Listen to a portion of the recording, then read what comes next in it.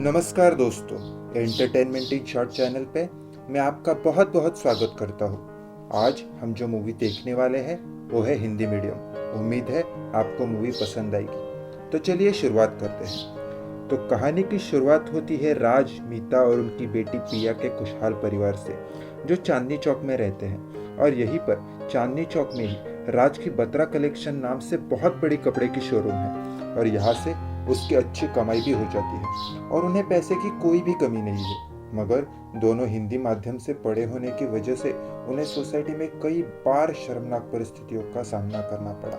इसलिए जब पिया 6 साल की हो जाती है और उसके लिए स्कूल ढूंढने का वक्त आता है, तो मीता साफ शब्दों में राज से कह देती है कि वो किसी भी हाल में पिया को अंग्रेजी स्कूल में ही पढ़ाएगी। इसलिए वो एक एक करके दिल्ली के पास जो सबसे अच्छे अंग्रेजी मीडियम स्कूल है उन्हें मिलना शुरू करते हैं। मगर उन स्कूलों के नियमों के अनुसार सिर्फ वह लोग जो उन स्कूलों से 3 किलोमीटर के दायरे में रहते हैं, सिर्फ उन्हीं के बच्चों को एडमिशन मिल सकता है।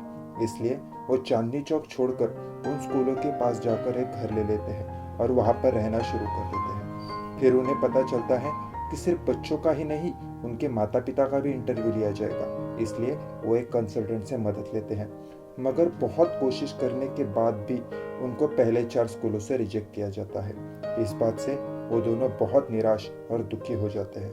उसी दौरान राज की शॉप में काम करने वाला उसका नौकर छोटू उनके घर पर आता है और बताता है कि उसके बेटे का अंग्रेजी मीडियम स्कूल में एडमिशन हो गया। और इस बात को सुनकर वो दोनों बहुत चौंक जाते हैं।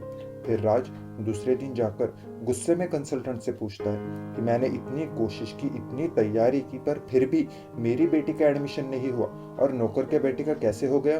तो कंसल्टेंट उसे बताती है कि हर स्कूल में 25% सीटें गरीब बच्चों के लिए आरक्षित होती है। अगर वो चाहे तो वो भी गरीब कोटा से फॉर्म भर सकता है। तो राज स्कूल में जाकर गरीब कोटा से फॉर्म भरने के लिए क्या क्या कागजात चाहिए उसकी पूछताछ करता है। वहीं पर उसे एक चाय वाला मिलता है और वो उसे बोलता है कि वो सारे के सारे फर्जी पेपर बना देगा और उसकी बेटी का एडमिशन हो जाएगा। तो राज खुश होकर उसे पेपर और पैसे दे देता है और फिर चाय वाला उसकी बेटी का फॉर्म भर देता है। मगर कुछ ही दिनों के बाद न्यूज़ चैनल से राज और मीता को पता चलता है कि जिन जिन लोगों ने फर्जी फॉर्म भर के उनके बच्चों के एडमिशन करने की कोशिश की, उनकी अच्छे से पूछताछ होगी और अगर दोषी पाए गए तो जेल जाना पड़ सकता है। राज और मीता ये बात सुन के बहुत घबरा जाते हैं और राज चाय वाले से जाकर मिलता है और उसे सब कुछ बताता है। पर चाय वाला उससे कहता है कि अब वो कुछ नहीं कर सकता। फिर मीता राज को सुझाव देती है कि वो सच में जाकर गरीबों की बस्ती में गरीबों की तरह रहना शुरू कर दें। इससे अगर वो पूछताछ करने आ भी गए तो उन्हें वो गरीबों के हालत में मिलेंगे, जिनसे उन पर शक भी नहीं होगा और पिया का एडमिशन भी हो जाएगा। इसलिए वो भारत नगर जाकर एक छोटी सी झोपड़ी में रहना शुरू कर देते हैं। मगर वहां पर जाने के बाद उन्हें कई कठिनाइयों का सामना करना पड़ता है, जैसे कि पानी, चूहे, मच्छर। वहीं पर राज की श्याम प्रसाद से जान पहचान होती है, जो उन्हें दिक्कतों के समय मदद करता है। उसने भी उसके बेटे आनंद के लिए उसी स्कूल में फॉर्म भरा होता है। कुछ दिनों के बाद दिल्ली ग्रामर स्कूल से मिस्टर कुमार उनकी बस्ती में पूछताछ के लिए आते हैं और आने पर राज के हाथ देखकर वो कहते हैं कि उसके हाथ गरीबों जैसे लगते नहीं हैं और ये भी देखते हैं कि पिया पिज्जा खा रही है और पीने के लिए उन्होंने बिस्लरी की बोतल खरीदी है। यह देखकर मिस्टर कुमार बहुत गुस्सा होते हैं और कहते हैं कि कौन सा गरीब 300 रुपए का पिज्जा खाता है और पीने के लिए बिस्लरी की बोतल लाता है। तो राज उन्हें कहता है कि दरअसल वो अभी अभी गरीब हुए हैं, उनके दोस्त ने उन्हें धोखा दिया है जिससे उनके सारे पैसे चले गए। मगर बच्चों को अभी भी आदत नहीं है, इसलिए उन्हें बिस्लरी का पानी और पिज्जा लाना पड़ता है।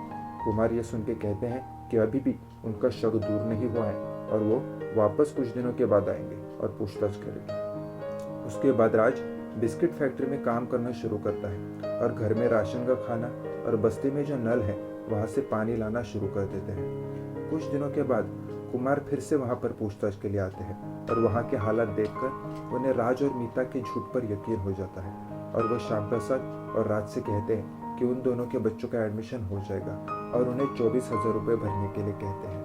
श्याम प्रसाद की पत्नी ने बच्चे की पढ़ाई के लिए उतने जमा किए हैं, मगर उन्हें लगता है कि राज के पास उतने पैसे नहीं होंगे। इसलिए श्याम प्रसाद जानबूझकर एक अमीर आदमी के गाड़ी के सामने आ जाता है और उसे पुलिस में जाने की धमकी देता है और उससे पैसे निकालता है। और वो सारे के सारे पैसे राज को दे देता है, जिससे राज को बहुत बुरा लगता है कि उसे श्याम प्रसाद से झूठ बोलना पड़ रहा है। फिर जब स्कूल में लॉटरी से चिट्ठियाँ निकाली जाती है तो पिया का तो एडमिशन हो जाता है, मगर श्याम प्रसाद का बेटा आनंद उसका एडमिशन नहीं हो पाता, जिससे श्याम प्रसाद बहुत दुखी होता है। मगर फिर भी पिया के एडमिशन की खुशियाँ मनाता है, जिसे देखकर राज को बहुत बुरा लगता है। उसे लगता है कि आनंद के हक की सीट पिया को मिल गई।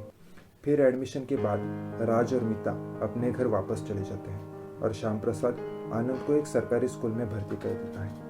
मगर राज के दिल में जो चुभन थी कि उनकी वजह से आनंद का एडमिशन नहीं हो पाया, उसे मिटाने के लिए वो चुपचाप से जिस सरकारी स्कूल में आनंद पढ़ता है उस स्कूल में जाकर वहाँ पर बहुत सारे पैसे दे आते हैं, जिन पैसों से सारे बच्चों को बैठने के लिए सीटें और अंग्रेजी किताबें मिलती हैं। श्याम प्रसाद जब ये देखता है तो उसे बहुत खुशी होती है और वो मास्टर जी से पूछता है कि ये सब कैसे हुआ। तो मास्टर जी उससे बताते हैं कि एक नेक शख्स ने उन्हें पैसे की मदद की, जिससे यह सब हो सका, और उसका नाम वो नहीं बता सकते।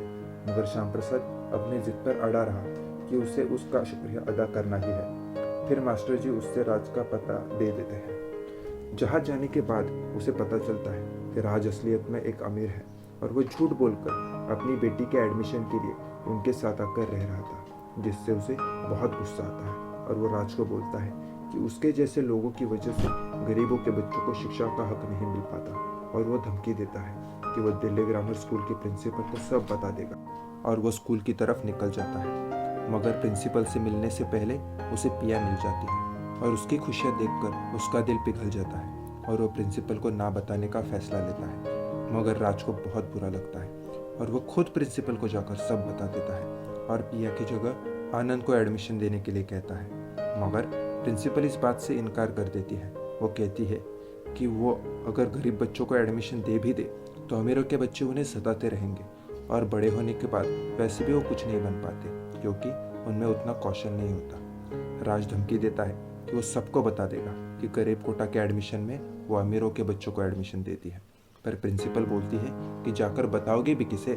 पुलिस, नेता, इन सब के बच्चे तो यहीं पर पढ़ते हैं। वहाँ से निकलते वक्त राज को मिस्टर कुमार दिखते हैं। उनसे मिलकर वो एक प्लान बनाता है और स्कूल के फंक्शन में दिल्ली ग्रामर स्कूल के बच्चों की जगह वह सरकारी स्कूल के बच्चों से परफॉर्म करवाता है। वहाँ पर बैठे हुए सब लोग तालियां बजाना शुरू कर देते हैं। मगर जब राज स्टेज पर जाकर बताता है कि ये सब बच्चे सरकारी स्कूल के हैं तो सब लोग शांत हो जाते हैं। और फिर राज कहता है कि हमारे देश में अंग्रेजी को ज़रूरत से ज़्यादा महत्व दिया जाता है, जिससे अंग्रेजी बोलना आता है वो अच्छा और बाकी सब बेकार। सब यही सोचते हैं, पर यह बात गलत है और आज इन सरकारी स्कूल के बच्चों ने साबित कर दिया है कि वो किसी से भी कम नहीं, और अगर इन्हें मौका मिले तो वो भी कुछ कर सकते हैं। इतना कहकर वो वहाँ से बच्चों को लेकर चला जाता है और पिया को उसी सरकारी स्कूल में दाखिल करता है जहाँ पर आनंद पढ़ रहा होता है।